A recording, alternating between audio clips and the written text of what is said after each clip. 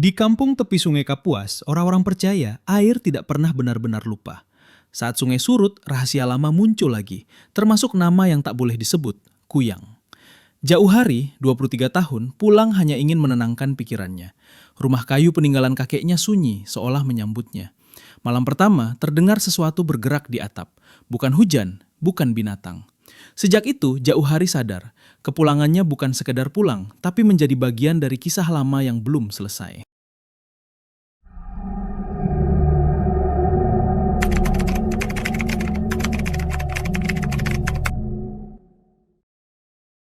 Namanya Jauh Hari, umur 23 tahun.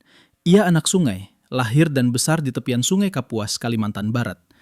Setelah hampir 4 tahun merantau ke Pontianak untuk kuliah, Jauh Hari pulang ke kampungnya dengan satu tujuan sederhana, menenangkan pikiran dan menyusun ulang rencana hidupnya setelah skripsinya berantakan dan pikirannya terasa penuh. Rumah yang ia tempati adalah rumah kayu ulin peninggalan kakeknya.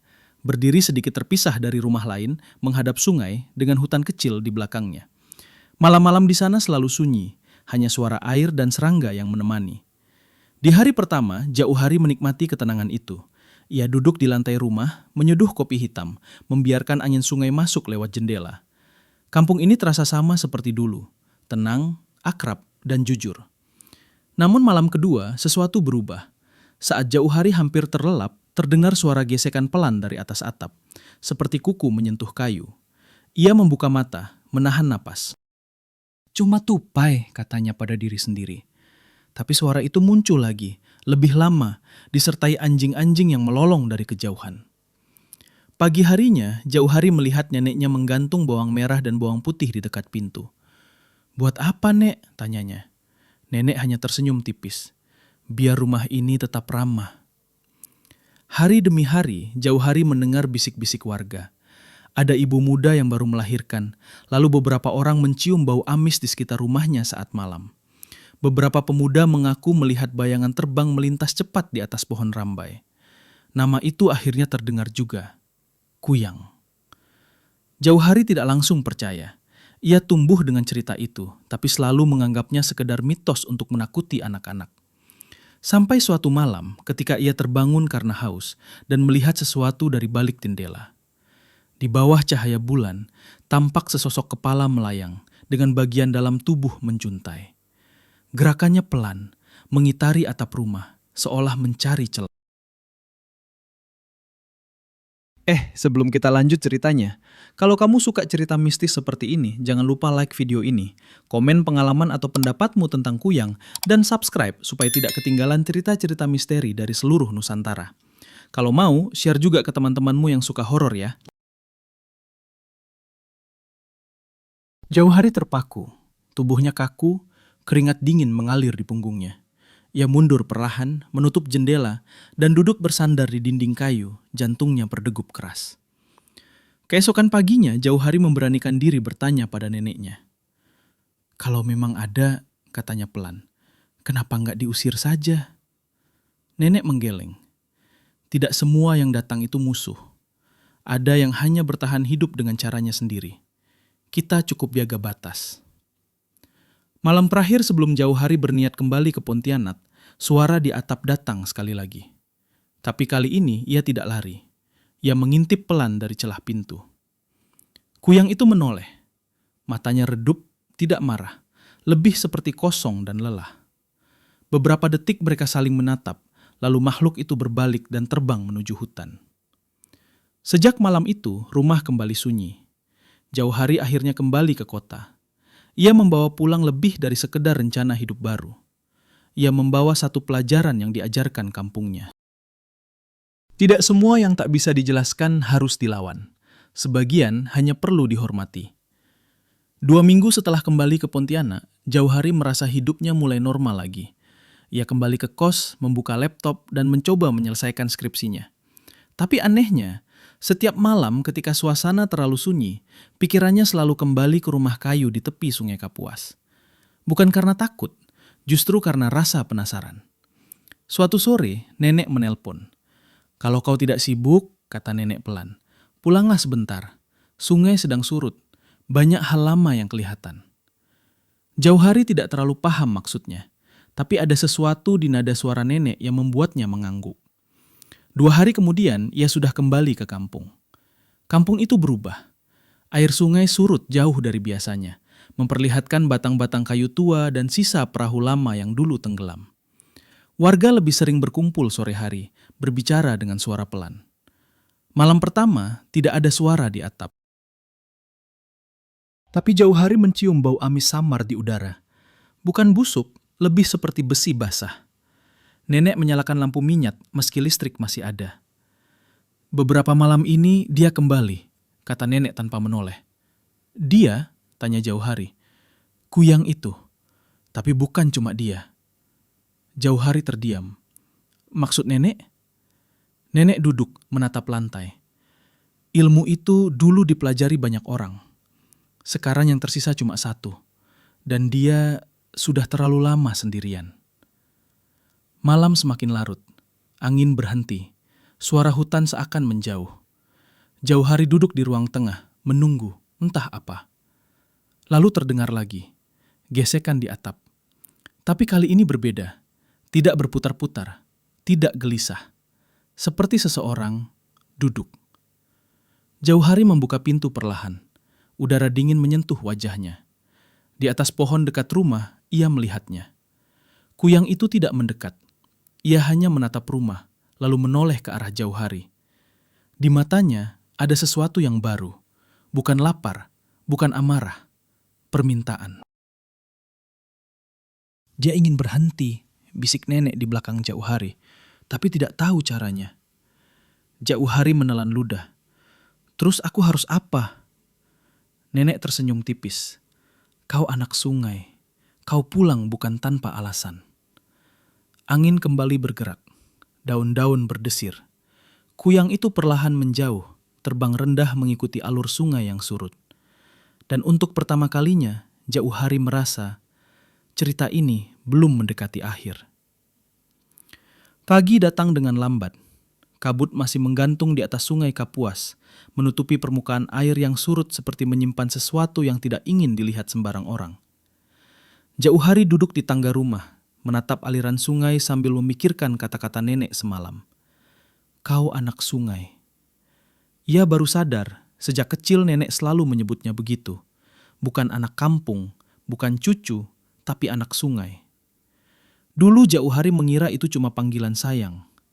Siang itu, nenek mengajaknya ke belakang rumah, ke arah hutan kecil yang jarang dimasuki orang. Langkah nenek pelan tapi pasti, seolah hafal setiap akar dan batu. Mahatara, kata nenek tiba-tiba. Jauh hari berhenti. Siapa?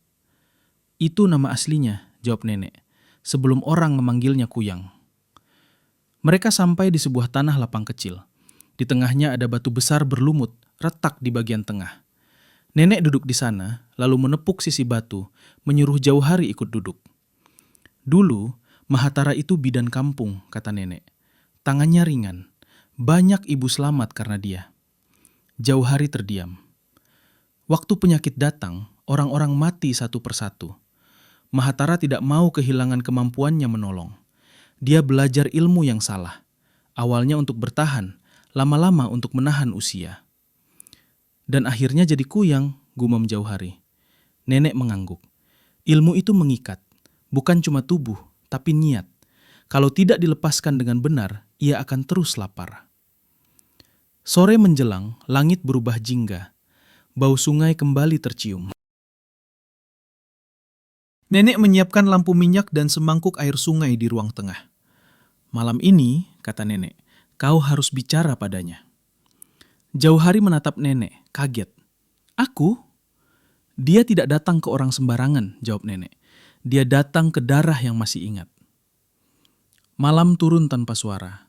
Tidak ada anjing melolong. Tidak ada angin. Hanya sunyi yang berat. Lalu, bayangan itu muncul di tepi halaman. Kuyang itu terbang rendah, hampir menyentuh tanah. Organ dalamnya tidak lagi menjuntai liar, seolah ia menahan dirinya sendiri. Matanya menatap jauh hari. Untuk pertama kalinya, jauh hari tidak merasa takut. Apa yang kau mau? Tanya jauh hari pelan. Udara bergetar. Suara itu tidak keluar dari mulut, tapi langsung masuk ke kepala. Aku lelah. Jauh hari menelan ludah. Kalau kau ingin berhenti, nenek bilang masih ada jalan. Kuyang itu diam lama. Lampu minyak bergetar kecil. Kalau aku berhenti, suara itu kembali. Aku akan hilang. Jauh hari mengangguk. Semua yang berhenti memang begitu. Sunyi. Lalu kuyang itu perlahan mendekat ke mangkuk air sungai. Bayangannya terpantul. Untuk sesaat, Jauh hari melihat wajah perempuan muda, bukan makhluk. Air di mangkuk beriak. Bau amis menghilang, diganti bau tanah basah. Pelan-pelan, kuyang itu naik, semakin tinggi, lalu pecah menjadi cahaya redup menyatu dengan udara malam. Tidak ada jeritan, tidak ada amarah. Hanya rasa hangat yang anehnya menenangkan. Pagi berikutnya, sungai mulai naik kembali. Jauh hari duduk di teras, menatap air yang kembali menutup rahasia-rahasia lama. Nenek menyeduh kopi, lalu duduk di sampingnya. Kau tidak akan sering didatangi lagi, kata nenek. Jauh hari tersenyum kecil. Tapi aku tetap anak sungai. Nenek ikut tersenyum. Selama kau ingat dari mana kau pulang. Dan untuk pertama kalinya sejak lama, Jauh hari tahu. Beberapa cerita tidak berakhir dengan menang atau kalah. Tapi dengan berdamai. Air sungai Kapuas kini kembali seperti biasa. Tidak lagi surut berlebihan, tidak lagi memperlihatkan kayu-kayu tua dan rahasia yang terlalu lama terkubur. Warga kampung mulai beraktivitas seperti dulu. Perahu kecil lalu lalang, anak-anak mandi sore di tepian, suara tawa kembali terdengar. Jauh hari tinggal lebih lama dari rencananya. Awalnya ia bilang pada dirinya sendiri hanya ingin memastikan nenek baik-baik saja. Tapi jauh di dalam hati, ia tahu ada alasan lain. Kampung ini terasa berbeda sekarang, lebih ringan, seolah sesuatu yang lama tertahan akhirnya dilepaskan. Rumah kayu ulin itu tidak lagi mengeluarkan suara aneh di malam hari. Atapnya sunyi, tidak ada bau amis, tidak ada bayangan melayang di atas pohon. Suatu sore, Jauh hari duduk di dermaga kecil, merendam kakinya ke air sungai. Seorang anak kampung menghampirinya. "Kak," kata anak itu polos, "kata orang dulu di sini ada kuyang ya?" Jauh hari tersenyum. Katanya begitu. Sekarang masih ada. Jauh hari menatap permukaan air yang berkilau terkena matahari senja. Ia menggeleng pelan. Yang capek sudah istirahat. Anak itu tidak sepenuhnya mengerti, tapi ikut tersenyum, lalu berlari pergi. Malamnya, nenek membakar kemenyan tipis, bukan untuk mengusir, tapi untuk menghormati. Asapnya naik pelan, menyatu dengan udara. "Kau tidak perlu tinggal di sini selamanya," kata nenek sambil mengaduk kopi. Tapi ingat, sungai tidak pernah benar-benar meninggalkan anaknya. Jauh hari mengangguk. Beberapa hari kemudian, sebelum kembali ke Pontianak, Jauh hari berdiri di depan rumah, memandang hutan kecil di belakang. Angin bergerak pelan, dedaunan berdesir lembut. Sesaat ia merasa seperti ada yang menatap dengan tenang. Bukan dari atas atap, tapi dari sekeliling. Dari tanah, air, dan udara. Bukan ancaman, bukan panggilan, hanya perpisahan. Jauh hari melangkah pergi dengan hati yang lebih ringan. Ia tahu kalau suatu hari cerita lama itu kembali disebut orang, namanya mungkin akan berubah. Wujudnya mungkin berbeda. Tapi satu hal akan selalu sama. Tidak semua yang disebut monster pernah ingin menjadi monster. Sebagian hanya ingin bertahan, lalu lupa caranya pulang. Dan Jauh hari, anak sungai, akan selalu ingat jalan itu.